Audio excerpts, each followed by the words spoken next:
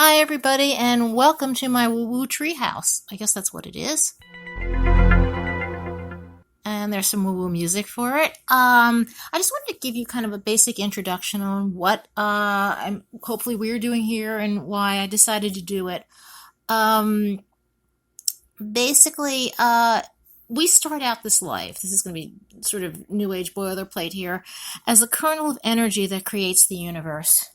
What we allow in, what we release, what we keep, they all delineate our journey. This teaching is to perfect how far we go and how we feel about it along the way, and they're both just as important. So today, it's time to fall in love with that journey. I'm going to start with mine. Ever since I was very small, probably even before I was speaking, the state and the fate of the world, and especially its creatures, mattered the most to me. I just love little animals and the sun and the trees, and I remember all of this. And it really occupied my thoughts. Now, if you're here listening to this, I bet something mattered to you too for your whole life. And I bet you're also having direct experiences of the great power within and around you, whether that is clear right now or not.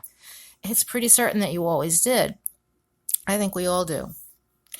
I guess a deeper question is what we're supposed to do about it. Why aren't we just all the gods and goddesses that lie within, right? Why all the bother of being human if we could just change everything?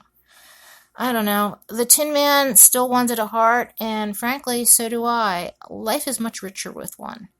Besides, if we were born enlightened and empowered, our entire span here will consist of the Andy Warhol 15 minutes. And since that's not what's happening, I guess that's not what's supposed to happen. So, what do you need to learn to get it? Nothing.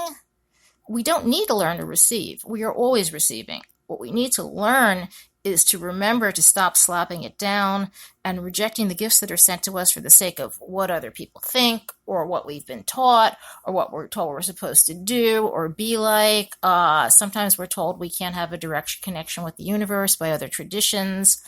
But it basically just, there are ways of handling that without dismantling your entire life. It just takes some practice, like playing baseball or the piano. That's the only way to learn it. You know you've got it when it feels right, when it's humming and clicking for you, not when you memorize a specific mantra and repeat it a specific number of times, or I don't know, don't speak at all for a week. These things do work for some things, but it's in the long run, it's about exercising your spiritual muscles. At least it has been for me. But yeah, really, what do I know? I don't believe I'm any more enlightened or awakened than anyone else. So why am I the one speaking and hoping you want to listen? Well, it looks like we're on the same road together, and I found this really cool map recently, and I really want to share it with you. And I do like to talk, so I guess it's me. Ta-da! Sorry. No, I was not always this chill. Before I realized that the heroic stories I loved since I was a little kid were really about all of us, I used to wonder if not being afraid ever really happened in real life. I waited with this vague sense of hopelessness for what would happen next and prayed. I wouldn't even call it praying. I begged the universe to be pleasantly surprised once in a while.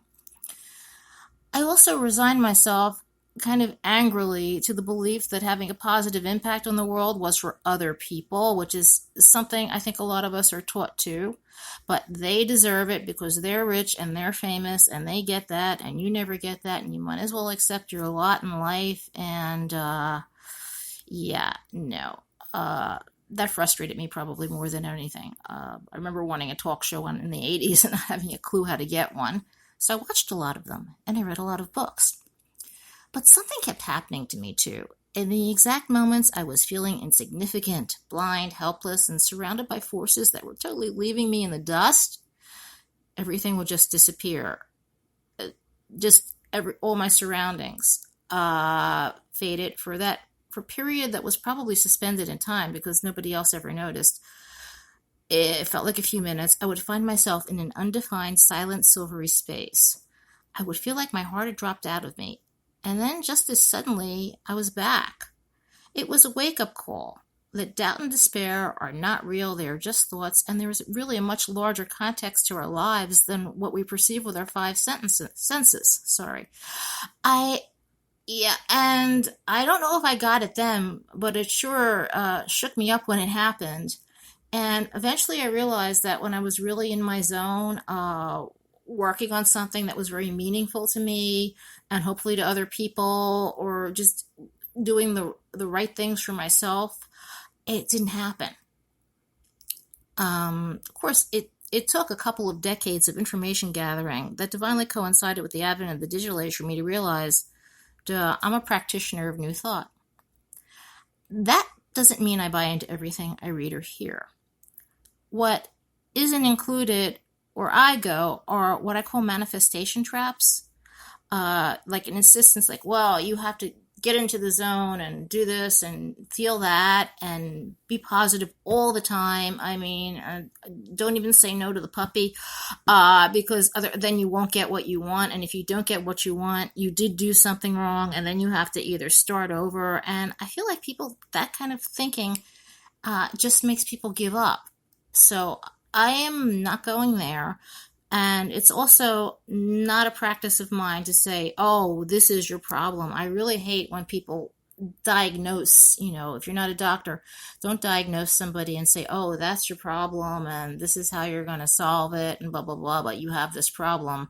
My whole job here is to prove that you don't have a problem. You never had a problem. You just think you have a problem. So, have I been transformed? No, I just woke up. You don't have to change. And when you access what has always been within, you can never fail and you can never lose it, because it's always has been who you really are.